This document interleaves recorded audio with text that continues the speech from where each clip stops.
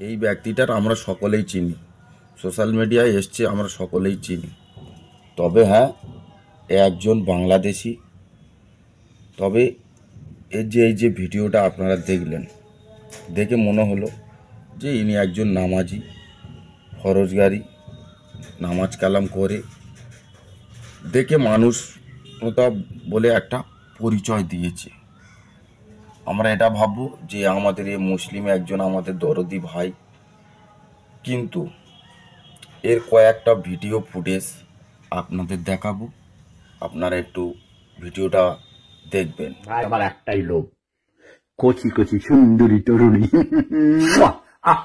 বাইরে আর কোনো লোভ নাই। ওকে দোস্ত, কি বলছে? কচি কচি মাল খাবে।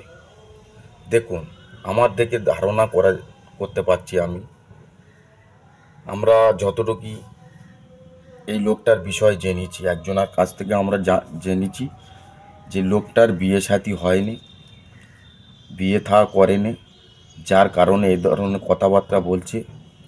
দেখুন ভাই, আপনি সোশ্যাল মিডিয়ায় কাজ করছেন, করুন, কিন্তু আমার কাছে অন্য কোনো আপত্তি নয়। আমার কাছে আপত্তিটা এটাই যে দাঁড়াচ্ছে যে আপনি যে মুখের ভাষাগুলো বলছেন, এই ভাষাগুলো কি আদবি ভালো? চলুন আর একটা ভিডিও দেখাবো আপনাদের। ভাই এখনো কচি কচি সুন্দরী 16, 17, 18, 19, 20 বছরের তরুণীরা লাইন ধরে থাকে। শুনলেন কি বলছে? 16 থেকে 18, 20 বছরের মেয়ে চাই। শালা গান্ডু চোদা, তোর তো মাথার চুল উঠে গিয়েছে। আমার তো মনে হয় ওই ভ্যালুটা উঠছে কি তাও ঠিক নেই। তুই আবার 16, 18 মেয়ে চাইছিস? গান্ডু চোদা, তুই বাংলাদেশে বলে শালা তুই বেঁচে। আমাদের ভারতের ভেতরে তোর মতো গান্ডু চোদা যদি তৈরি হতো, আমরা কি যে করতাম তুই হয়তো জানিনি। কাগে বগে দিয়ে ছিঁড়িয়ে খাওয়াতাম। তুই শালা বাংলাদেশে বলে বেঁচে গেছি।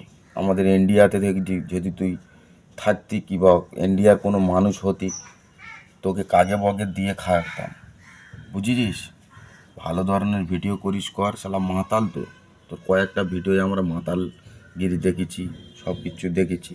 আর তুই শালা এখানে ভদ্রতাগিরি দেখাচ্ছিস, সোশ্যাল মিডিয়ায় এসে 16, 18 মেয়ে চাইছিস। আয় শালা ভারতের জমিনে আয়, তোকে শালা কাগে বগে দিয়ে খা বলে শালা।